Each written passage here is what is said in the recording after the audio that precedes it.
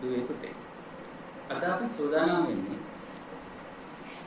භෞතික විද්‍යාව කොටසේ යටතේ 11 ශ්‍රේණියේ ප්‍රකාශ විද්‍යාව යන පාඩමේ යම් ප්‍රමාණයක් අධ්‍යයනය කිරීම. 11 ශ්‍රේණියේ ඇති මේ ප්‍රකාශ විද්‍යාව කියන ඒකකයේ ඇත්තෙන්ම කොටස් දෙකක් පිළිබඳව කතා කරනවා. එකක් තමයි ආලෝක පරාවර්තන. අනිත් එක තමයි ආලෝක වර්ධනය. ඉතින් අද දවසේ මෙම වීඩියෝ එක මාර්ගයෙන් අපි ආලෝක පරාවර්තනය සම්පූර්ණයෙන්ම ආවරණය කරන්න බලාපොරොත්තු වෙනවා. හොඳයි. එහෙමනම් මේ ආලෝකය නැත්නම් ප්‍රකාශ විද්‍යාව පාඩම අධ්‍යයනය කිරීමට පෙර අපි දැන සිටිය යුතු මූලික කරුණු කිහිපයක් පවතී. අපි මුලින්ම මේ මූලික සංකල්ප කිහිපය ඉගෙන ගන්න. හොඳයි. මෙහිදී අපිට වැදගත් වෙන කාරණා කිහිපයක් පවතී. දීප්ත වස්තු, අදීප්ත වස්තු සහ පෙනීම සඳහා තිබිය යුතු අවශ්‍යතා. බල්බයක් තියෙනවා. මේ බල්බය නොදැල්වී තියෙනකොට මේ අදීප්ත වස්තුව. අපි හිතමු බල්බය දැල්ලුවා. එහෙනම් ඒ දැල්වූ බල්බය කියන්නේ දීප්ත වස්තුව. එතකොට අපට පුළුවන් අපේ ඇසින් දීප්ත වස්තුව නිරීක්ෂණය කරන්න. හැබැයි අපි හිතමු අදීප්ත වස්තුවක් කියලා. අදීප්ත වස්තුවක් කියන්නේ ආලෝකය නිකුත් නොකරන වස්තුවක්. ඒ විට ආලෝකය නිකුත් නොකරන වස්තුව ඍජුව අපිට බලා ගන්න පුළුවන් කමක් නැහැ. ඒ සඳහා අපිට අවශ්‍ය වෙනවා දීප්ත වස්තුවක නැත්නම් ආලෝක ප්‍රභවයක අවශ්‍යතාවය. අදීප්ත වස්තුවක් අපිට බලා ගැනීම සඳහා දීප්ත වස්තුවක නැත්නම් ආලෝක ප්‍රභවයක සහාය අවශ්‍ය වෙනවා. හොඳයි. එහෙමනම් පෙනීම සඳහා අදීප්ත වස්තුවක් නිරීක්ෂණය කරනවා නම් ආලෝක ප්‍රභවයක් අවශ්‍ය වෙනවා. ආලෝක ප්‍රභවයක් නැත්නම් දීප්ත වස්තුවක් ඍජුවම අපිට නිරීක්ෂණය කරන්න පුළුවන්කම ලැබෙනවා. හොඳයි. ඊළඟට බලමු අපි පාරදෘශ්‍ය වස්තු ද්‍රව්‍ය මොනවද කියලා. හොඳයි.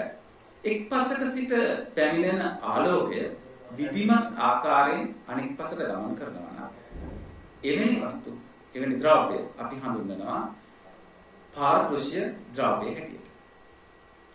එහිදී එක් පසක සිට අනෙක් පස බැලුවොත් වඩා පැහැදිලිව අනෙක් පස අපිට බලා ගන්න පුළුවන්කම ලැබෙනවා. නම් අපි හිතමු මේ විදිහට පාරාන්ත ද්‍රව්‍ය. ඒ කියන්නේ මොකක්ද? එක් පසක සිට පැමිණෙන ආලෝකය අනෙක් පසට කිසිසේත්ම ගමන් කරන්නේ නැහැ. එලින් වස්තු අපි හඳුන්වනවා පාරාන්ත ද්‍රව්‍ය හැටියට. හොඳයි. මෙහිදී වන්නේ එක් පසක සිට අනෙක් පස තියෙන කිසිම දෙයක් අපිට නිසියාකාරව බලා ගැනීමට හැකියාවක් ලැබෙන්නේ නැහැ. හොඳයි. උදාහරණ කාඩ්බෝඩ්, දැව වැනි දේවල් සලකන්නට පුළුවන්. පාරභාෂක ද්‍රව්‍ය. පාරභාෂක ද්‍රව්‍ය ඉස්සෙල්ලා ප්‍රකාශ කළ ඒ ද්‍රව්‍ය වර්ග දෙකටම වඩා වෙනස් විදිහට තමයි හැසිරෙන්නේ. ඒ කියන්නේ එක් පසක සිට පැමිණෙන ආලෝක කිරණ අනෙක් පසට ගමන් කරනවා. නම් අවිධිමත් ලෙස. එම නිසා විශේෂත්වයක් තියෙනවා.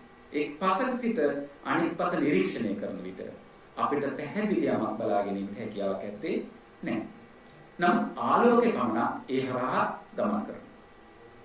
උදාහරණයක් හැටියට ඔබේ නිවසේ යොදා ඇති මල් විදුලි සලකන්නට. ඒ වගේම තෙල් කඩදාසි බලන්න අනෙක් පස සිට ආලෝකයේ පැමිණෙනවා පැහැදිලිව අනෙක් පස තියෙන දේවල් නිරීක්ෂණය කරන්න ලැබෙන්නේ නැහැ. හොඳයි. එහෙමනම් අපි බලමු ආලෝක කිරණය අපි කොහොමද නිරූපණය කරන්නේ? හිහිසක් යදු සරල රේඛාවකින් අපි ආලෝක කිරණයක් නිරූපණය කරනවා. එතකොට සමාන්තර ආලෝක කිරණ සමූහයක් එක්වීමෙන් ආලෝක කදම්බයක් නිර්මාණය වෙනවා. එහෙනම් දැන් ඔබ දන්නවා දුවේ පුතේ ආලෝක කිරණයක් කියන්නේ ඊහිසක් යදු සරල රේඛාවකින් අපි ආලෝක කිරණයක් නිරූපණය කරනවා. ආලෝක කදම්බය ඒ කිරණ සමූහයක් බව ඔබ හඳුනනවා. අපි බලමු මේ විදිහට. සමාන්තරව ගමන් කරන ආලෝක කිරණ සමූහයකට අපි කියනවා සමාන්තර ආලෝක කදම්බයක් කියලා. ඒ වගේම සමහර අවස්ථාවල එක්තැනකට එකතු වෙන ලෙස ගමන් කරන ආලෝක කිරණ සමූහයකට අපි කියනවා අபிසාරී ආලෝක කදම්බයක් කියලා. එක්තැනක සිට විහිදී යන ආකාරයට ගමන් ගන්නා ආලෝක කිරණ සමූහයක් අපි හඳුන්වනවා අපසාරී ආලෝක කදම්බයක් ලෙස.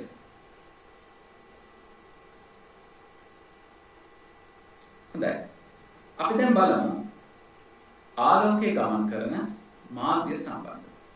ඇත්තෙන්ම ආලෝකයේ ගමන් කිරීම සඳහා මාධ්‍ය අත්‍යවශ්‍ය නොවේ. එනම් රික්තයක් තුලින් ආලෝකය ගමන් කරනවා.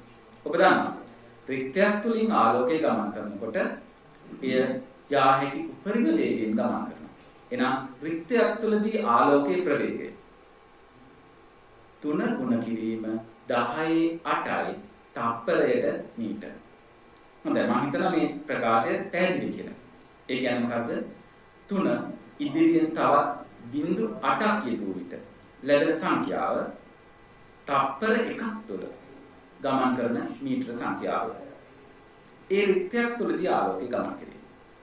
හැබැයි මාධ්‍යයක් හැටියට වාතයේ තිබෙනකොට වාතය තුළින් ආලෝකය ගමන් කරනවා. ඒ කියන්නේ වාතය ආලෝකය ගමන් කරන තවත් මාධ්‍යයක්.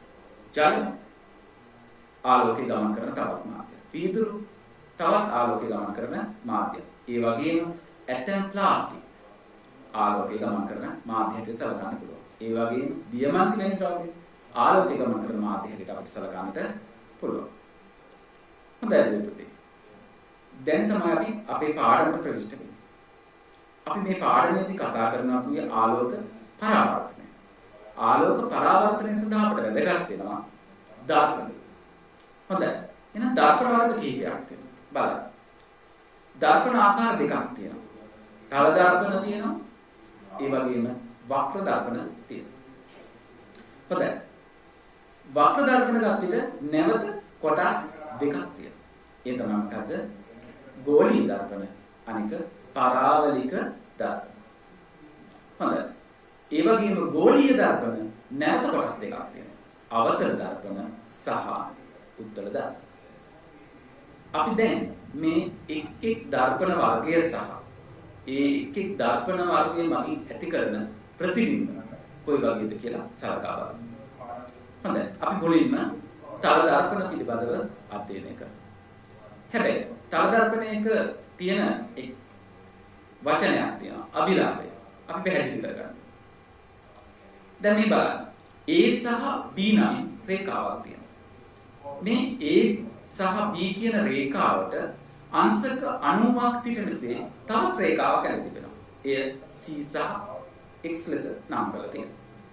එහෙමනම් මේ රේඛාව අපි හඳුන්වනවා ලම්බ රේඛාව ලෙස. එනම් AB රේඛාවට ලම්බ රේඛාව වන්නේ මොකක්ද? C සහ X රේඛාව. එහෙනම් රේඛාවකට අංශක 90ක් පවතින ලෙස අඳින රේඛාව අපි හඳුන්වන්නේ ලම්බ රේඛාව හැටියට. අපි හිතමු මේ විදිහට. මේ රූප සටහනේ තියෙන ත්‍රිමාණව තලයක් වෙනවා. එහෙනම් මේ තලයකටත් අපිට පුළුවන් ලම්බ රේඛාවක් නිර්මාණය කරන්න. ඒ කියන්නේ මේ ලක්ෂ්‍ය වටා අංශක 360ටම බැලුවොත් මේ රේඛාව අංශක 90කින් යුක්ත වෙනවා. ඒ කියන්නේ ඕනෑම අංශකයකින් හැරිලා බැලුවොත් මේ රේඛාව අංශක 90ක් වන විදිහට තමයි තියෙන්නේ.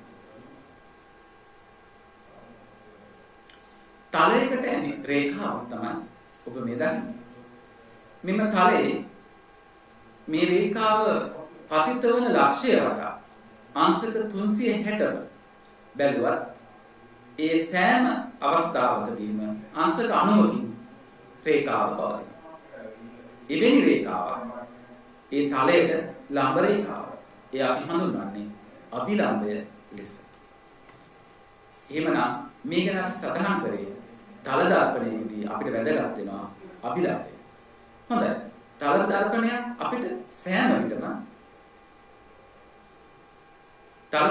අපිට සෑම විටම ත්‍රිමාන දක්වන්න අපහසුයි.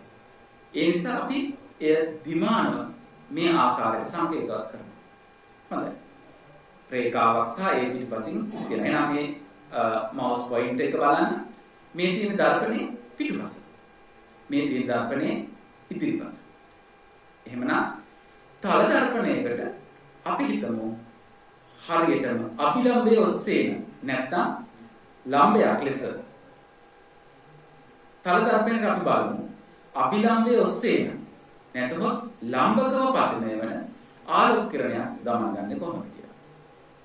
ලම්භකව පතනය වන ආලෝක කිරණයක් පරාවර්තනයෙන් පසු ඉම මාර්ගයේ ඔස්සේම ගමන් කරනවා. අපි බලමු තල දර්පණයකට ආනතව පතිත වන ආලෝක කිරණයක් කොහොමද ගමන් කරන්නේ කියලා. right. එහිදී අපිට වැදගත් වෙන තවත් වචන සමූහයක් අපිට දකින්න ලැබෙනවා. අපි බලමු. මේ තියෙන්නේ හොඳයි. රූප සටහන හැටියට A සහ B යනු පතන කිරණ. B සහ C යනු පරාවර්තන කිරණය. එහෙමනම් B හා X යනු අභිලම්භය. ඔබ මුලින් හඳුනාගත්තා. දැන් බලන්න. BX කියන අභිලම්භය සහ පතන කිරණය අතර තියෙන කෝණය අපි හඳුන්වනවා පතන කෝණය ලෙස. ඒ අපි සංකේතවත් කරනවා I ලෙස. එහෙනම් ඊළඟට BX අභිලම්භය සහ පරාවර්තන කිරණය. ඒ කියන්නේ BC කිරණය. BC කිරණය අතර තියෙන කෝණය අපි හඳුන්වනවා පරාවර්තන කෝණය. හොඳයි. එහෙමනම් මේ AB එහෙමනම් පතන කිරණය පතනය වන ලක්ෂය අපි හඳුන්වනවා පතන ලක්ෂය කියලා. දැන් මම හිතනවා පැහැදිලි කියලා ඔබලාට පතන කිරණය පරාවර්තන කිරණය පතන කෝණය පරාවර්තන කෝණය අභිලම්භය පතන ලක්ෂය මේ කියන කාරණා මොනවද කියලා මම හිතනවා මේ රූප සටහන ආධාරයෙන් බලන්න පැහැදිලි කරගන්න පුළුවන්. මේකේ විශේෂත්වයක් පවතිනවා. මෙහිදී සෑදෙන පතන කෝණය එනම් I කෝණය සහ පරාවර්තන කෝණය එනම් R කෝණය මේ දෙක අගයෙන් සමානයි. හොඳයි දුවේ පුතේ. අපි බලමු තල දර්පණයක්. නැත්නම් තල දර්පණ භාවිත කරන්නේ කොයි වගේ අවස්ථාවලද කියලා. ඔබේ ගෙදර දොරේ ඔබ නිතරම කණ්ණාඩි දෙස භාවිත කරන්නේ තල දර්පණ. ඒ වගේම මේ තල දර්පණ භාවිත කරන තවත් අවස්ථාවක් තමයි කුඩා පන්තිලට ඔබ ඉගෙන ගන්න ඇති. බාධකයක් තුළින් බැලීමේදී අපි සාදා ගන්න උපකරණයක් තියෙනවා. පරීක්ෂකය. මේ පරීක්ෂකය කියන උපකරණයේදී අපි භාවිත කරනවා.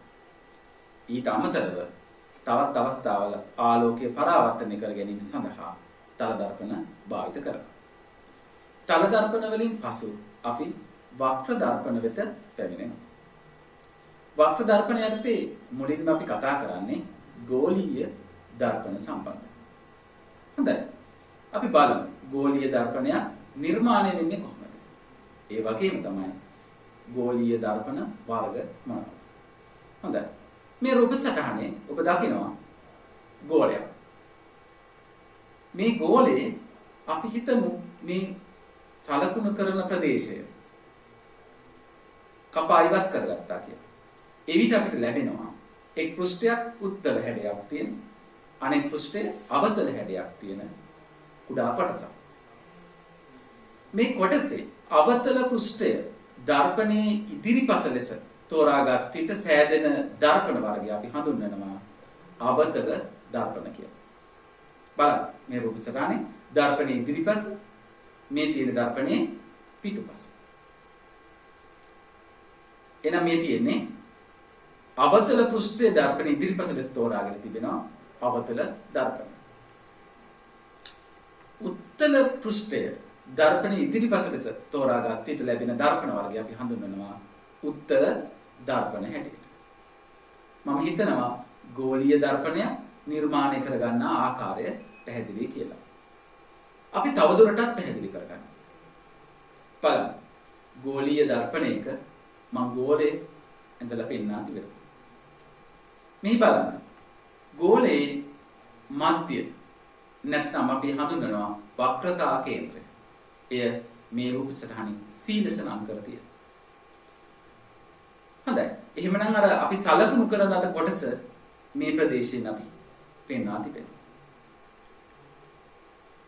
මේ සලකුණු කරන අත කොටසේ මධ්‍ය ලක්ෂය අපි P ලෙස නම් කර තියෙනවා. මෙය අපි හඳුන්වනවා ද්‍රවය ලෙස. හොඳයි. එහෙමනම් මේ ගෝලයක තියෙන වක්‍රතා කේන්ද්‍රයත් ද්‍රවයත් යා කරමින් රේඛාවක් අඳිනවා. මෙන්න මේ රේඛාව අපි හඳුන්වනවා ප්‍රධාන අක්ෂය ලෙස. හොඳයි. මේ දර්පණයේ ඉදිරිපස තමයි මේ තියෙන්නේ. ඒ නිසා අවතල පෘෂ්ඨය දර්පණයේ ඉදිරිපස ලෙස තෝරාගෙන තිබෙනවා. එනම් මෙය අවතල දර්පණය. අපි බලමු අනිත් දර්පණ වර්ගය. බලන්න. මෙහි උත්තල පෘෂ්ඨය තමයි දර්පණයේ ඉදිරිපස ලෙස තෝරාගෙන තිබෙන්නේ. එම නිසා දර්පණයේ පිටුපසින් තමයි මෙහි වක්‍රතා කේන්ද්‍රය පවතින්නේ.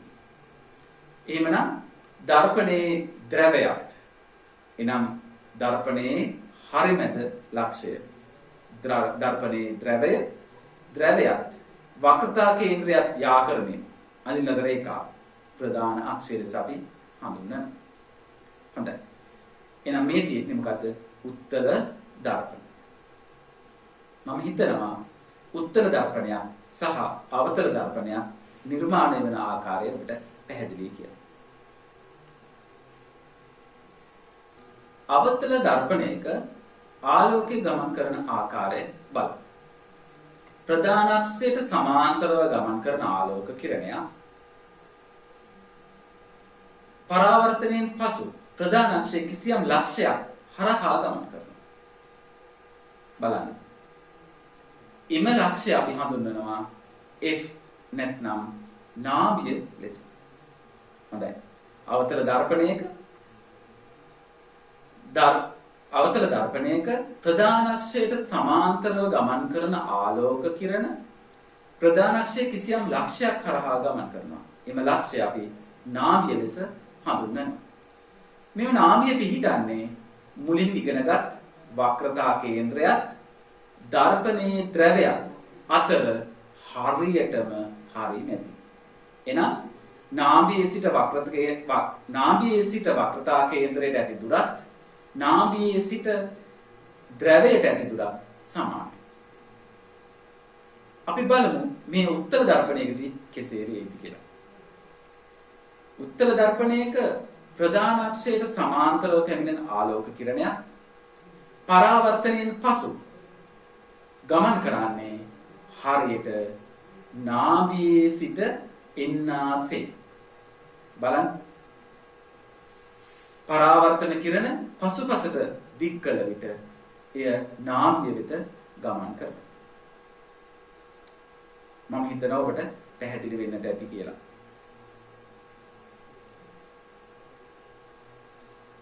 දැන් ගෝලීය දර්පණ නිර්මාණය වන ආකාරය සහ ඒවායේ මූලික ලක්ෂණ කිහිපයක් ඔබ හඳුනනවා.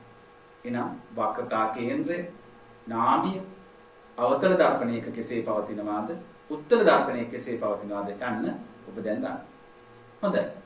අපි දැන් අවතල දර්පණ වෙත යොමු වෙමු. අවතල දර්පණ මගින් සිදුවන පරාවර්තනය සම්බන්ධව අපි කතා කරමු. අවතල දර්පණයකදී ආලෝක කිරණ හැසිරෙන ආකාරය එකිනෙකට වෙනස් වෙනවා. අපි මුලින්ම බලමු. අංක 1. ප්‍රධාන අක්ෂයේ ඔස්සේ එන ආලෝක කිරණය පරාවර්තනයෙන් පසු එම අක්ෂය ඔස්සේම එම මාර්ගය ඔස්සේම ගමන් කරනවා. අපි මේ කරුණ අධ්‍යයනය කිරීමට පෙර කිරණ සටහන් ඇඳීමේදී අපි සැලකිලිමත් යුතු කරුණු කිහිපයක් කතා කරමු. අපි මේ නිරූපණය කළ තියෙන්නේ අවතර දර්පණයක්.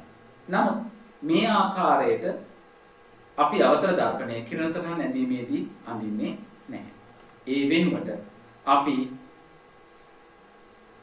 අපි නිර්මාණය කරගන්නවා දර්පණ තල නමින් තවත් ප්‍රධාන අක්ෂයට ලම්බ රේඛාව. මේ තියෙන්නේ දර්පණ තලය. මේ තියෙන්නේ ප්‍රධාන අක්ෂය. එවිට අවශ්‍ය නැහැ අපිට මේ විශාල රූප සටහන අවශ්‍ය වෙන්නේ නැහැ. ඒ වෙනුවට අපි අවතල දර්පණයක් බව හැඳින ගැනීම සඳහා කුඩාවට අවතල දර්පණයක සංකේතය ඇඳ දක්වනවා. හොඳයි. මේ ආකාරයට තමයි අපි කිරණ සටහනක් ඇඳීමේදී රූප සටහන් භාවිත කරන්නේ.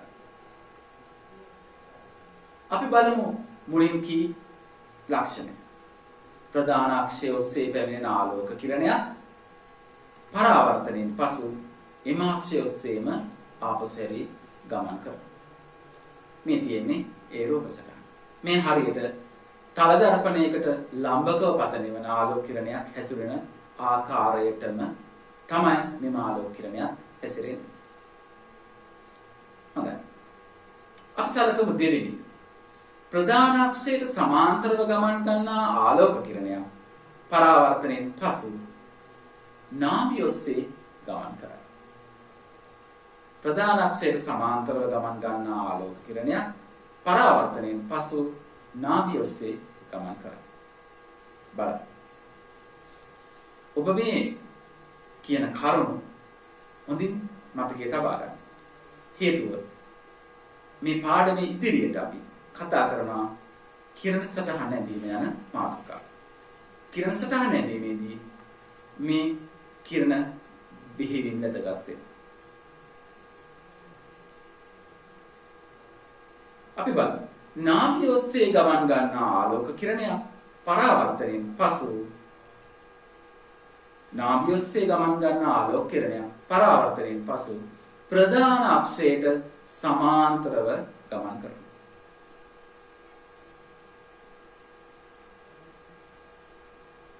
අපි ඊළඟට බලමු. වක්‍රතා කේන්ද්‍රය ඔස්සේ පැමිණෙන ආලෝක කිරණයක්.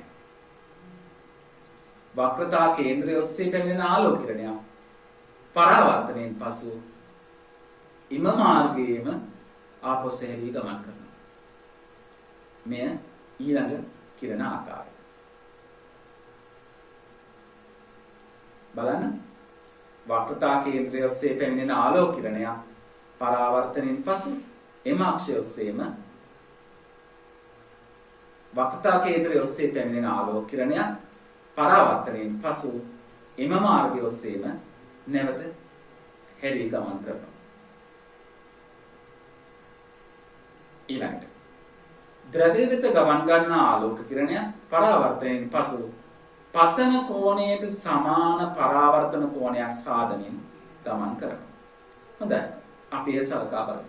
බලන්න. ද්‍රව්‍ය වෙත ගමන් කරන ආලෝක කිරණය පරාවර්තනයෙන් පසු පතන කෝණයෙන් සමාන පරාවර්තන කෝණයක් සාදමින් පිට වෙනවා. මේ අපි මුලින් අධ්‍යයනය කළා තල දර්පණයකදී. එහෙමනම් ද්‍රව්‍ය වෙත ගමන් ගන්න ආලෝක කිරණයක් තල දර්පණයක ආකාරයට පරාවර්තනය වී නැවත ගමන් කරනවා. හොඳයි. එහෙමනම් අවතල දර්පණයක් මගින් සිදුවන පරාවර්තනයේ අවස්ථා පහක් අපි ඉගෙන ගත්තා. එනම් ඔබට වැදගත් වෙන කිරණ වර්ග පහක් තමයි මේ ඉගෙන ගත්තේ. හොඳයි. අපි එහෙමනම් දැන් සලකා බලමු අවතල දර්පණයක් මගින් ඇතිවන ප්‍රතිබිම්බ සම්බන්ධය. හොඳයි බලන්න. අවතල දර්පණයක ඉදිරියේ වස්තුවක් තබනකොට ඒ තබන ස්ථානය ඒ වගේම අවතල දර්පණයක් ඉදිරියේ වස්තුවක් තබන විට වස්තුව තබන ස්ථානය අනුව ප්‍රතිබිම්බයේ ස්වභාවය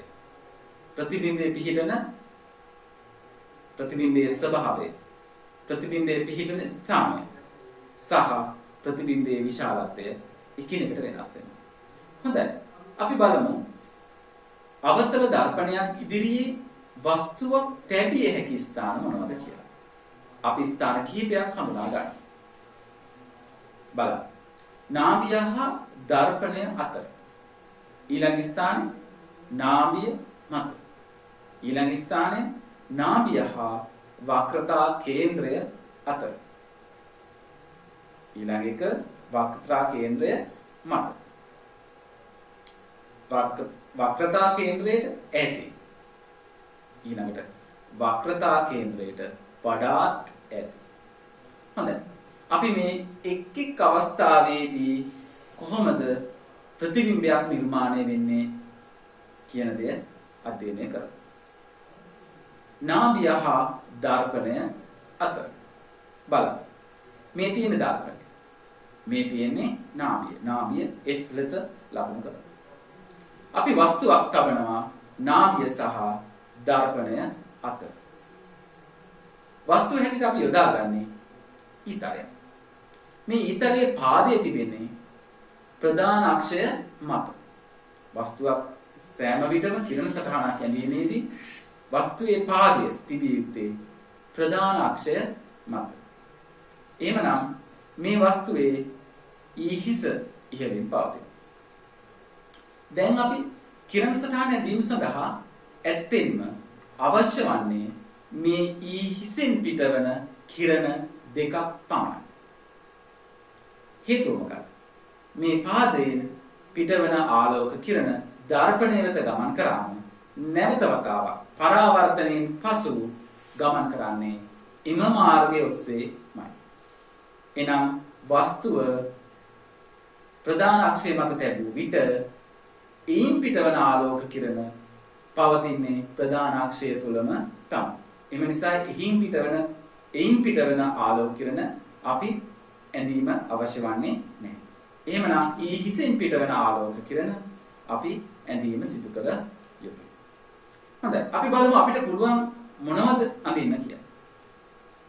අපි බලමු අපිට මෙහිදී යොදාගත හැකි කිරණ වර්ග මොනවද කියලා. මුලින් ඉගෙන ගත්තා අපි. බලමු. පළවෙනි එක. ප්‍රධාන අක්ෂයට සමාන්තරව ගමන් ගන්න ආලෝක කිරණයක්. මුලින් ඔබට මතකයි ප්‍රධාන අක්ෂයට සමාන්තරව ගමන් ගන්න ආලෝක කිරණයක් පරාවර්තනයෙන් පසු නාභිය ඔස්සේ ගමන් කරයි. මේ නාභිය ඔස්සේ ගමන් කරයි. අපිට තවත් එක ආලෝක කිරණයක් ඇඳීම අවශ්‍ය වෙනවා. එයට අපිට තෝරා ගැනීම දෙකක් තිබෙනවා. අපි බලමු. වක්‍රතා කේන්ද්‍රය ඔස්සේ ගමන් කරන ආලෝක කිරණයක්. අපි දන්නවා වක්‍රතා කේන්ද්‍රය ඔස්සේ ගමන් කරන ආලෝක කිරණයක් පරාවර්තනයෙන් පසු එම මාර්ගය ඔස්සේම නැවත ගමන් කරනවා. හොඳයි. දැන් අපි ආලෝක කිරණ දෙකක් නිර්මාණය කර අවසන්. බලන්න. මේ ආලෝක කිරණ දෙක ඉදිරියට තවත් දීර්ඝ කළොත් එන්න ඈත් වෙනවා මිසක එකතු වීමක් සිදුවන්නේ නැහැ. එහෙමනම් දර්පණයෙන් ඉදිරියේ මිහි ප්‍රතිබිම්බයක් ඇතිවන්නේ නැහැ. අපි බලමු මේ ආලෝක කිරණ දෙක පසුපසට දිගු කර. බලන්න. ආලෝක කිරණ පසුපසට දිගු කළ විට එම කිරණ දෙක එකතු වෙනවා කිසියම් ස්ථානයක. එනම් අපි දැනගත යුතුයි මේ ඊහිසෙන් පිටවන ආලෝක කිරණ එකතු වන්නේ දර්පණය පිටුපස මෙන්න මෙම ලක්ෂයේ කියලා. එහෙමනම් දැන් වස්තුවේ ඊහිස පැවතිය යුත්තේ මෙන්න මේ කිරණ දෙක එකතු වන ස්ථානය. එහෙමනම් වස්තුව තිබිය යුත්තේ මේ ආකාරයට. වස්තුවේ පාදය ප්‍රධාන අක්ෂය තිබිය යුතුයි. ඊහිසෙන් පිට වූ ආලෝක කිරණ දෙක එකතු වූයේ මෙම ස්ථානය. එහි වස්තුවේ ඊහිස තිබිය යුතුය. වස්තුවේ හිස තිබිය යුතුය. හොඳයි. එහෙමනම් ප්‍රතිබිම්බය ඇති වෙනවා දර්පණය පිටුපස. අපි බලමු මෙහි තියෙන ලක්ෂණ මොනවද කියලා. බලන්න. ප්‍රතිබිම්බය ඇතිවන්නේ දර්පණය පිටුපස. ප්‍රතිබිම්බයේ විශාලත්වය වස්තුවේ විශාලත්වයට වඩා වැඩි. වස්තුව තියෙන දිශාවටම ප්‍රතිබිම්බයක් පවතිනවා. එනම් අපි පවසනවා උඩුකුරු ප්‍රතිබිම්බයක් අපිට ලැබෙනවා කියලා. හොඳයි. බලන්න අපිට ලැබී තියෙන ප්‍රතිබිම්බයේ ලක්ෂණ මොනවද කියලා. අපිට කිරණ සටහන මගින් මෙය වඩාත් හොඳින් නිරීක්ෂණය කරන්න පුළුවන්. වස්තුවට වඩා ඈතින්. බලන්න.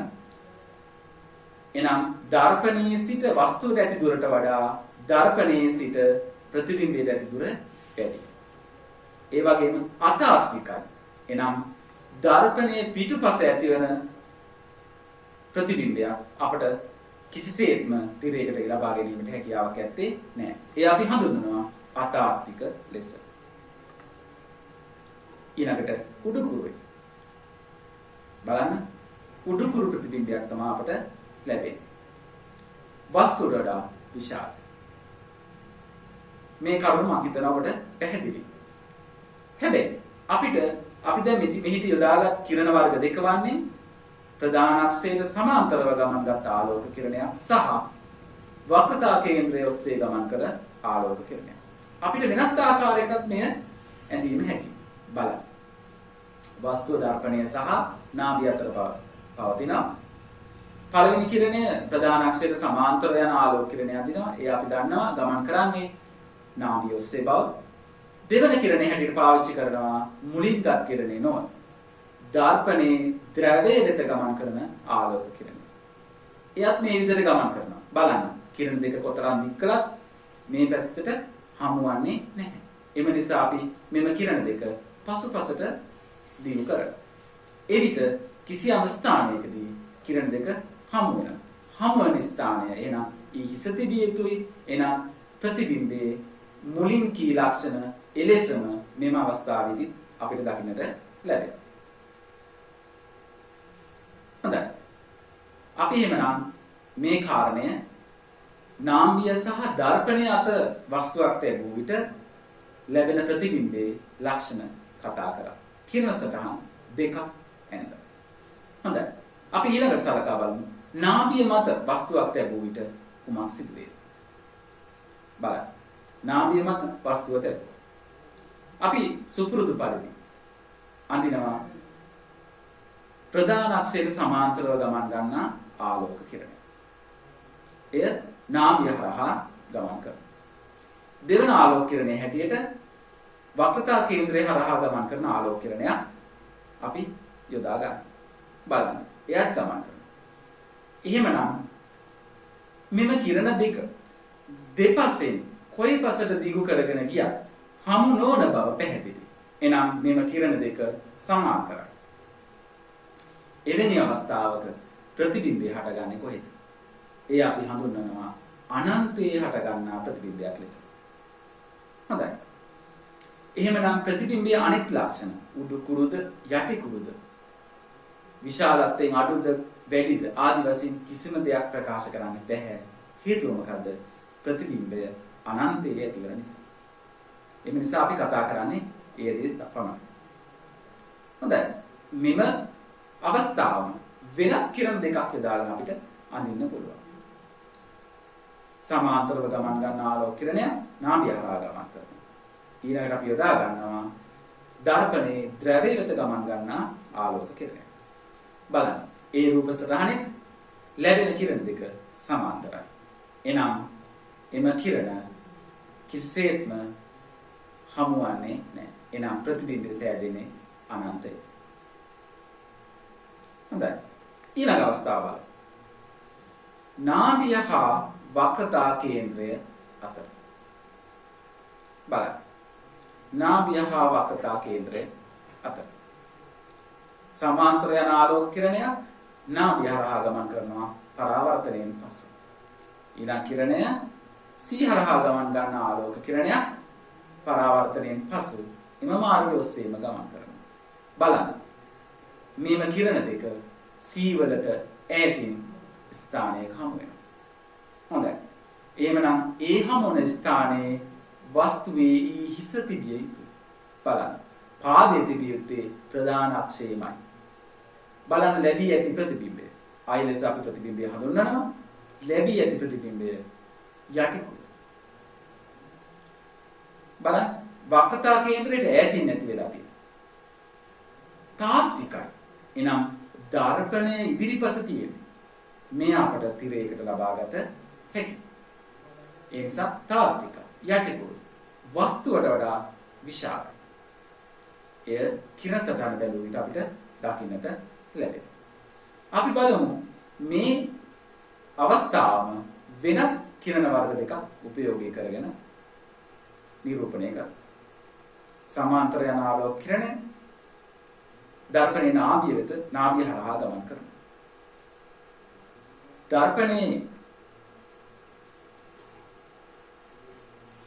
දර්පණයේ ද්‍රව්‍ය වෙත පැමිණෙන ආලෝක කිරණය පරාවර්තනයෙන් පසු පතන කෝණයට සමාන කෝණයක් සාදමින් ගමන් කරනවා.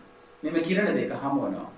එහිදී ලැබෙන්නේ මුලින් ලැබුණු රූප සටහනේ ආකාරයටම ලක්ෂණ සහිත ප්‍රතිබිම්බය.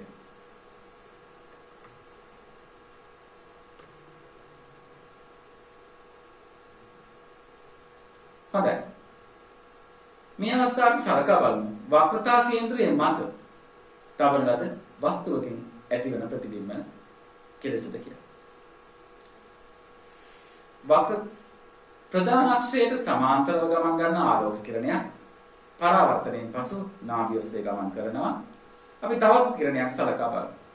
එනම් දර්පණයේ ද්‍රව්‍ය වෙත ගමන් කරන ආලෝක කිරණයක් පරාවර්තනයෙන් පසු පතන කෝණයෙන් සමාන පරාවර්තන කෝණයක් සාදමින් පිට වෙනවා. මේ අනුව ප්‍රතිබිම්බය ඇතිවන්නේ වක්‍රතා කේන්ද්‍රය මත. දර්පණයෙන් ඉදිරිපස ඇතිවන නිසා මෙය තාත්වික ප්‍රතිබිම්බයක්.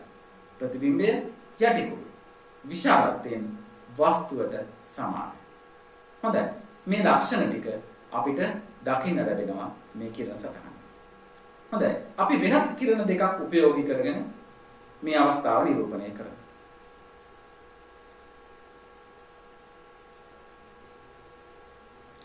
නාභිය හරහා ගමන් කරන ආලෝක කිරණයක් පරාවර්තනයෙන් පසු ප්‍රධාන අක්ෂයට සමාන්තරව ගමන් කරනවා. එම කිරණ දෙක අපිට මේ අවස්ථාව උපයෝගී කරගෙන බලමු. එහිදී ලැබෙන්නේ මුලින් කී ලක්ෂණම තමයි. වක්‍රතා කේන්ද්‍රයේ මත ප්‍රතිබිම්බය ඇති වෙනවා. තාත්විකයි යටිකුරුයි විශාලත්වයෙන් වස්තුවට සමානයි. හොඳයි.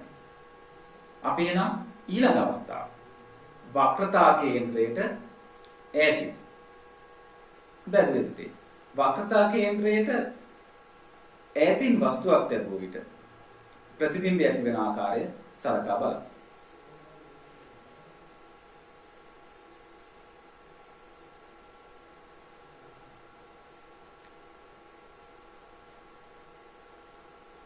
බලන්න. පරාවර්තනයෙන් පසු යන කිරණ දෙක හමු වන ස්ථානය. එහිදී ප්‍රතිබිම්බය ඇති වී තිබෙන්නේ නාභිය සහ වක්‍රතා කේන්ද්‍රය අතර.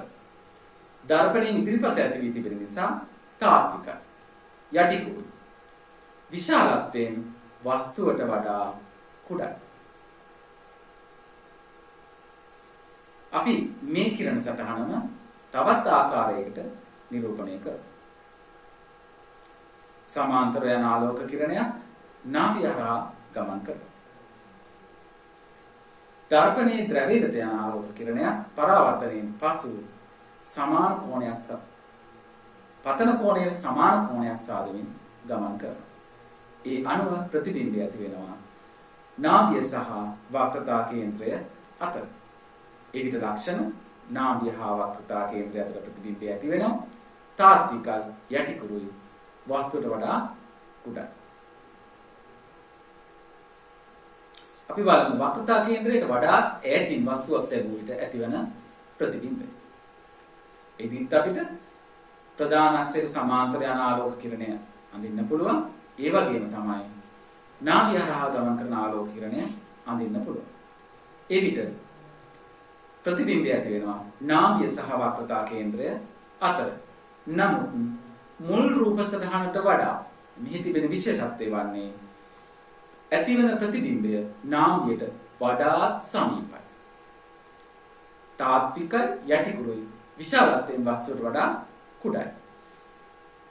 මෙම කිරණ සටහනෙන් තවදුරටත් ඉගෙන ගත යුතු යමක් පවතිනවා. එනම් වස්තුව ඈතින් ඈතට අරන් යාමේදී නැතහොත් අනන්තයට වස්තු අරන් යාමේදී වස්තුවේ ප්‍රතිබිම්බය ඇතිවන්නේ නාභියට වඩා සමීපව. එනම් වස්තුව අනන්තයේ ඇති විට ප්‍රතිබිම්බය ඇතිවන්නේ නාභිය මත.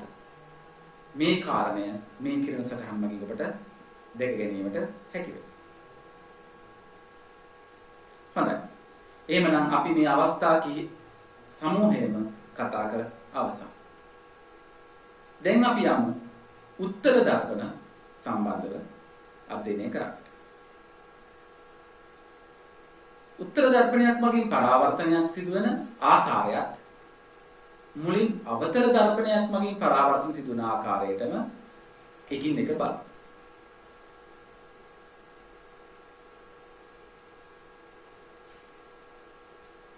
එෙදිත් අපි විශාල උත්තර දර්පණයක උපසරණක් පවත්වා ගන්න නැතුව දර්පණ තලය ප්‍රධාන අක්ෂය තබාගෙන මේ ආකාරයට රූප සටහන වෙනස් කරගන්න. හොඳයි. දැන් බලන්න. උත්තර දර්පණයක ප්‍රධාන අක්ෂය ඔස්සේ පැමිණෙන ආලෝක කිරණය පරාවර්තනයෙන් පසු එම අක්ෂය ඔස්සේම ගමන් කරනවා. හොඳයි. අපි ඊළඟ අවස්ථාව බලමු. ප්‍රධාන අක්ෂයට සමාන්තරව ගමන් ගන්න ආලෝක කිරණය පරාවර්තනයෙන් පසු නාභියේ සිට එන්නාසේ අපසාරීව ගමන් කරනවා. බලන්න. ප්‍රධාන අක්ෂය දර්පණ තලය. ඊට සමාන්තරව ගමන් ගන්න ආලෝක කිරණය නාභියේ සිට එන්නාසේ පරාවර්තනය වී අපසාරීව ගමන් කරනවා.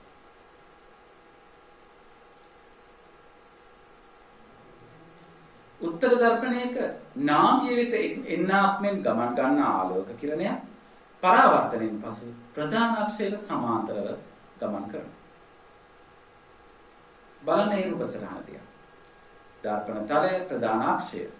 අපි බලමු නාභිය දෙසට එන්නාසේ ආලෝක කිරණයක් පරාවර්තනයෙන් පසු ප්‍රධාන අක්ෂයට සමාන්තරව ගමන් කරනවා.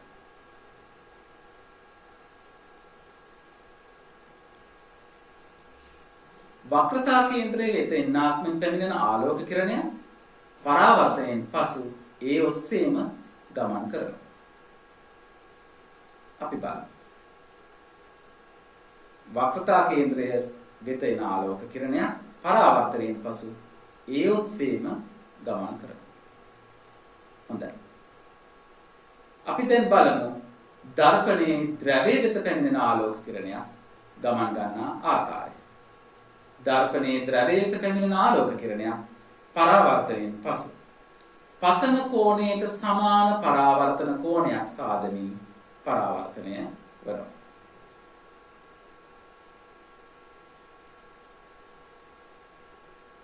හොඳයි. උත්තර දර්පණයක ආලෝක කිරණ හැසිරෙන ආකාරය අපි දැන් ඉගෙන ගත්තා. අපි බලමු උත්තර දර්පණයක් මගින් කෙසේද ප්‍රතිබිම්බයක් නිර්මාණය වෙන්නේ කියලා.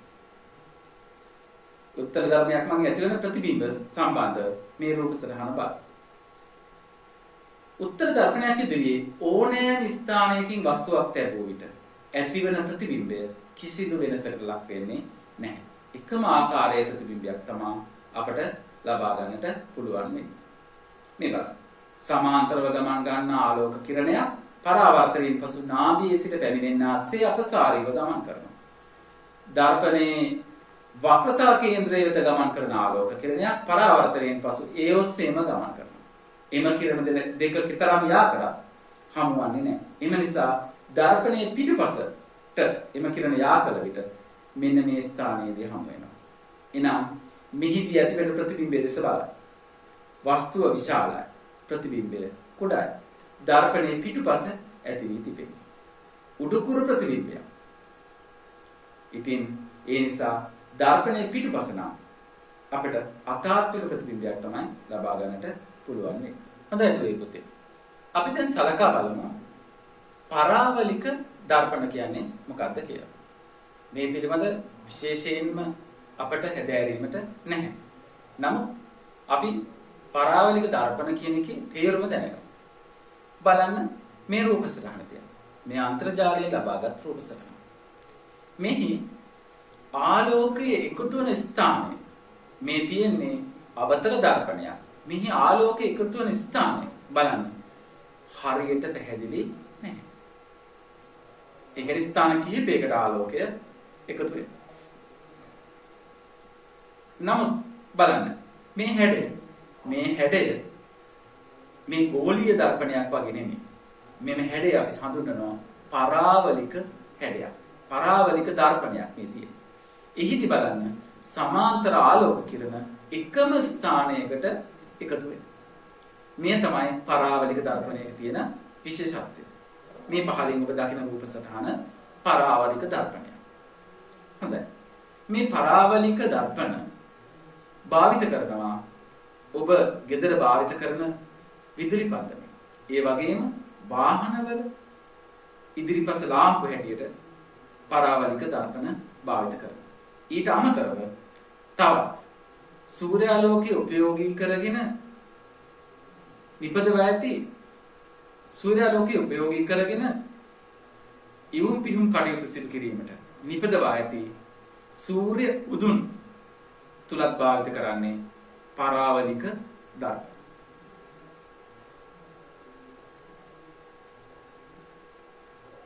හොඳයි.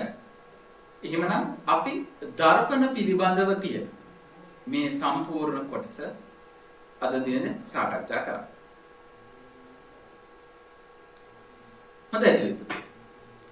අද දවසේ පාඩමෙන් අපි සමුගන්නවා. ඔබට ලබා දී ඇති කාර්යපත්‍රිකාව සම්පූර්ණ කර ළඟ තබා ගන්න. එහෙමනම් තවත් දවසක මේ පාඩමේම තවත් කොටසකින් ඔබ වෙත හමු වෙනවා. බොහොම ස්තුතියි. ආයුබෝවන්.